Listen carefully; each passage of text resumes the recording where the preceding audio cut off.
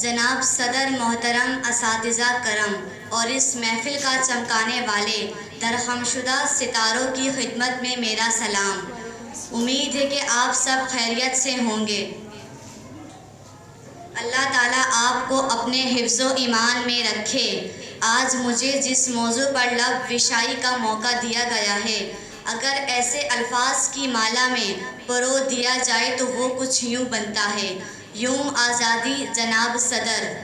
آج جس ملک میں ہم زندگی بسر کر رہے ہیں وہ اس قائد اعظم محمد علی جناح، علامہ محمد اقبال، لیاقت علی خان چودھری رحمت علی کی محنت اور لگن کی بدولت ہے۔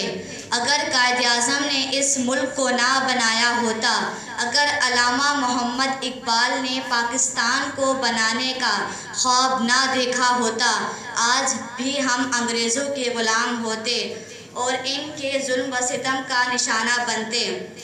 قائد اعظم نے اگر اس ملک کو حاصل کرنے کے لیے جدوجہد کی ہوتی، علامہ محمد اقبال جو کہ ہمارے قومی شاعر ہیں، انہوں نے اپنی شاعری سے ہمیں نہ جگایا ہوتا تو ہم یوں ہی خواب غفلت میں سوئے رہتے۔